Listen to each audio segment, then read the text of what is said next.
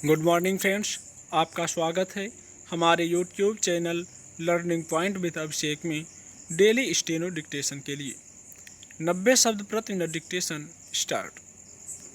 वित्त मंत्री निर्मला सीतारमण ने कल केंद्रीय कर्मचारियों के लिए जिन सुविधाओं की घोषणा की वह लड़खड़ाती अर्थव्यवस्था में नया जोश भरने की एक और कवायद है। ये व्यावहारिक कदम हैं और इनसे अर्थव्यवस्था में अतिरिक्त मांग के बढ़ने की उम्मीद बांधी जा सकती है। इन सुविधाओं के तहत तमाम केंद्रीय कर्मचारियों को 10,000 रुपये की कर मुक्त राशि अग्रिम भुगतान के रूप में दी जाएगी और कर्मचारी इसे 31 मार्च तक किसी भी त्यौहार में खर्च कर सकेंगे।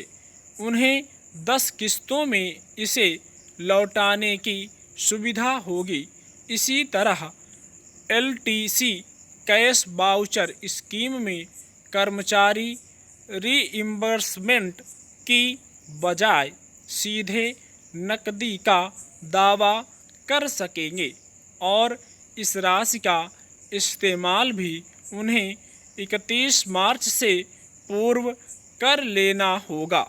अपने कर्मचारियों के अलावा केंद्र ने राज्यों को भी पूंजीगत व्यय के लिए 12,000 करोड़ रुपए का ब्याज मुक्त कर्ज देने का ऐलान किया है।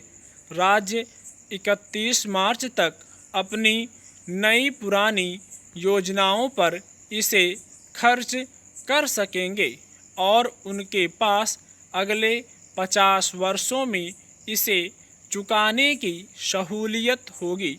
सरकार का आकलन है, जो तर्कसंगत भी है, कि इन कदमों से बड़ी मांग पैदा होगी।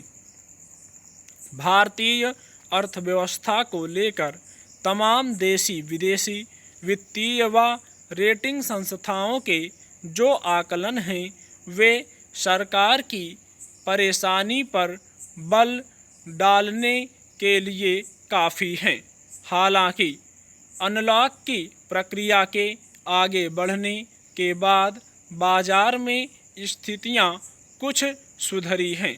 खुद वित्त मंत्री ने भी आपूर्ति श्रृंखला में सुधार की स्थिति पर संतोष जताया है, लेकिन यह एक सर्वमान्य बात है कि बाजार में मांग बढ़ाए बिना अर्थव्यवस्था की पटरी पर वापसी मुमकिन नहीं है और मांग बढ़े, इसके लिए ज़रूरी है कि उपभोक्ताओं के जेहन से महामारी से जुड़ी आशंकाएं तिरोहित हों और वे खुलकर खर्च करने की स्थिति में आए।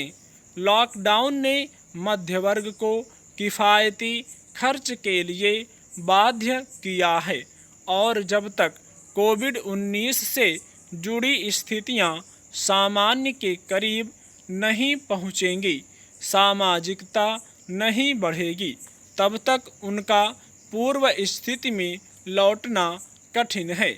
ऐसे में केंद्रीय कर्मचारियों को दी गई सुविधाओं की अहमियत समझी जा सकती है। दुनिया भर के कई अर्थशास्त्री और विपक्ष के नेता केंद्र सरकार से अपील करते रहे हैं कि अर्थव्यवस्था में जान डालने के लिए उसे गरीबों की जेब में कुछ अरसे तक पैसे डालने पड़ेंगे ताकि बाजार में मांग की स्थिति सुधरे। उनका जोर खासकर ग्रामीण अर्थव्यवस्था में ऊर्जा पैदा करने पर रहा है। भारतीय अर्थव्यवस्था को सहारा देने की इसकी क्षमता असंदिग्ध है। कोरोना काल ने तो इसके प्रामाणिक आधार भी मुहैया कराए हैं। जब सभी क्षेत्रों की विकास दर जमीन पर लेट रही थी, तब कृषि क्षेत्र देश को उम्मीद की रोशनी दिखा रहा था। सरकार ने ग्रामीण अर्थव्यवस्था की ठोस क्षमताओं को देखते हुए ही मनरेगा का बजटीय आवंटन बढ़ाया है। भारत में त्योहार अर्थव्यवस्था को मजबूत संबल देते हैं। यही वक्त होता है जब खास तौर से ग्रामीण लोग दैनिक ज़रूरतों के आगे की खरीदारी करते हैं। विशेष रूप से दुर्गा पूजा, दिवाली, छठ, ईद, गुरुपर्व और क्रिसमस हमारी अर्थव्यवस्था को नई ऊंचाई देते आए हैं। कोरोना ने इस साल के त्योहारों का रंग फीका कर दिया है, लेकिन भारतीय अर्थव्यवस्था के उड़े रंग इन्हीं की बदौलत सुखरू भी होंगे।